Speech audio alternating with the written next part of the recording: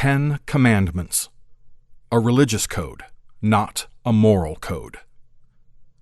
The Bible contains two complete sets of the 10 Commandments, Exodus 20 and Deuteronomy 5. Some of the 10 Commandments, Exodus chapter 20 verses 2 through 17, are an Israelite religious code, not a moral code. There is a crucial difference. A moral code is a set of principles that support us in analyzing and reaching moral solutions in the face of life's dilemmas. A religious code is a set of rules given by divine authority, and its morality is the act of obedience to that authority. Obey or pay the consequences. Only the last 6 commandments, Exodus chapter 20 verses 12 through 17, could qualify as non-religious moral codes. Thou shalt honor your parents.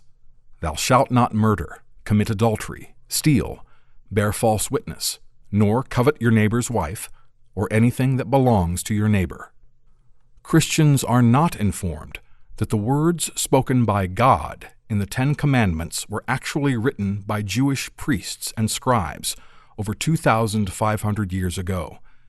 This is unfortunate, given that reading the first 4 commandments in Exodus chapter 20, verse 2 through 11, reveals that God, Yahweh, proclaims that He is jealous, that you are to have no other gods before Him, that He punishes the children for the iniquity of parents to the 3rd and 4th generation of those who reject Me, that He will not absolve anyone who misuses His name, and that the 7th day, Saturday, is a Sabbath to the Lord your God, on which you must do no work.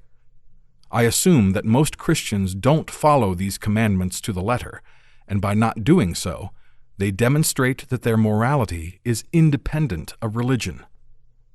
The early Christian leaders reinterpreted the 4th commandment when they proclaimed the day of rest to be changed to Sunday.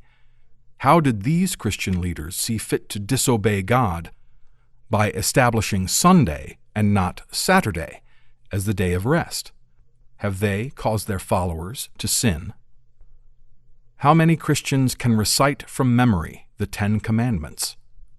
Some Christians, many of whom cannot actually recite the 10 Commandments, claim that they follow them and are, therefore, good Christians. Yet, if nothing else, they break the 4th commandment by not honoring the Hebrew Sabbath, Saturday, by working on that day. Furthermore, all but the most judgmental Christians are likely to flinch from the 2nd commandment. I, the Lord your God, am a jealous God, punishing children for the iniquity of parents to the 3rd and 4th generation of those who reject Me. Would a loving and just God really punish you for unjust acts that your parents, grandparents, or great-grandparents may have committed?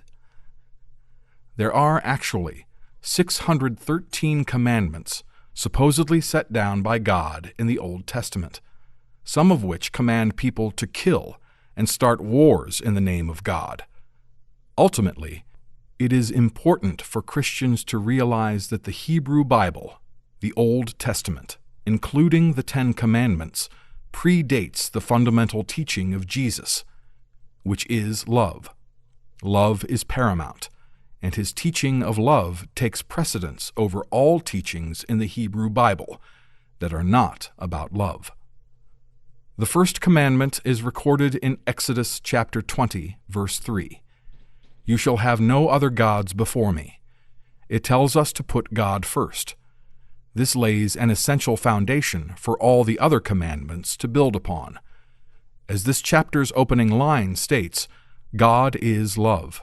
1 John chapter 4, verse 8. When God is understood as love, the first commandment is profound. It tells us to put love first. According to Luke chapter 17, verses 20 to 21, Jesus said, "The kingdom of God, love, is within you. Your own essence is unconditional love. Underlying everything you may be seeking is your yearning to be loved and to love.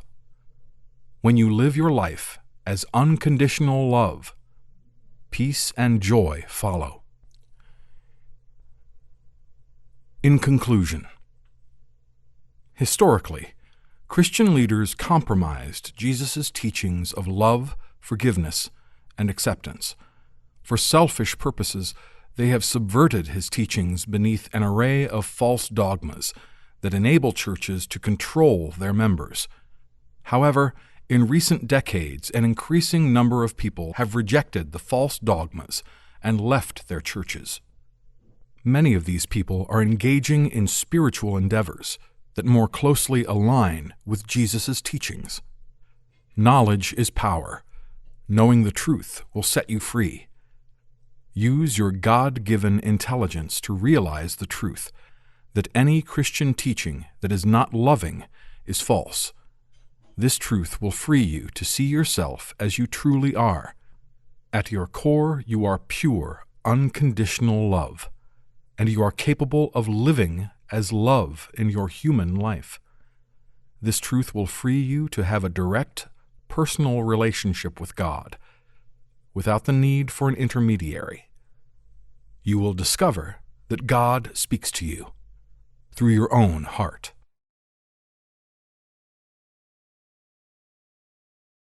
In the next chapter, we'll examine religion in the modern world, its origins, deities and demons, and who represents the one true God.